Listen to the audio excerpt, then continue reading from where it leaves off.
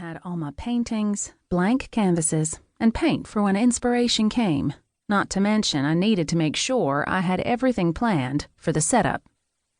If customers couldn't see my paintings, they surely wouldn't buy them. I love that you got some of your art framed. My mother touched one of the gold frames. I thought it was nice to make some available already framed and some without, in case customers want to pick out their own frames. That's good thinking. Isn't our daughter smart? My mother turned her attention back to my father. My father mumbled something unintelligible again as he attempted to get the lights untangled from around his neck. I told you he'd hang himself. I ran over to him. How did you do that, Papa? My mother and I spun my dad around so that the lights would come undone from around his neck. Can you breathe okay? I fanned him. He waved his hand. I'm fine, don't fuss. My mother rolled her eyes. He'd say he was fine even if he was blue-faced and passed out on the ground. Hey, is this thing supposed to be locked? Stevie yelled out. Just then, the back of the trailer tipped, making one side shoot up in the air like a seesaw. What have you done? I shouted. Hank ran over to help Stevie. That's not how you do it. Let me show you how it's done. As Hank raced toward the trailer like a bull charging toward the matador's red cape, he tripped over his own feet and landed face first in the mud. Oh, for Pete's sake, my mother said. Stevie laughed. Thanks for the help, bro. Let me show you all how it's done. I gestured for everyone to step out of the way. Be careful, honey, my mother called out. The guy who'd sold me the trailer had showed me all about it.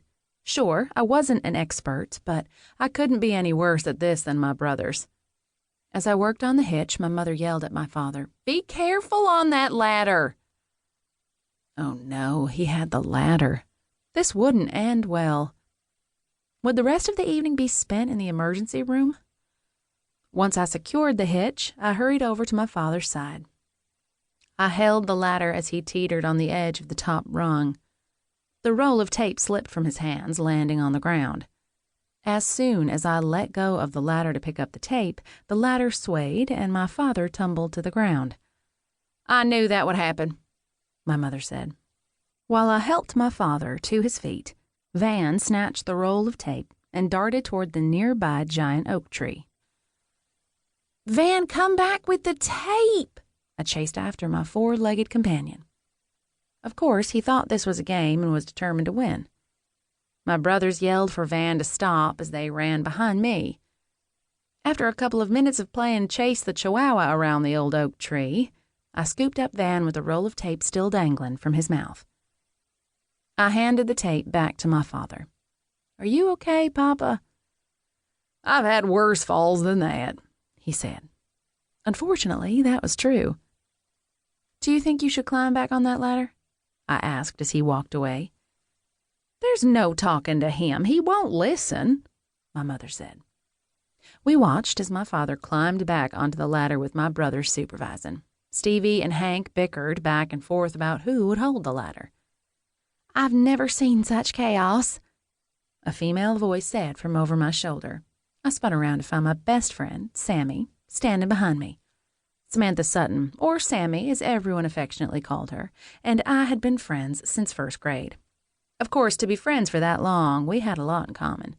We both liked 80s music, lounging by the pool in the summer, and bargain shopping.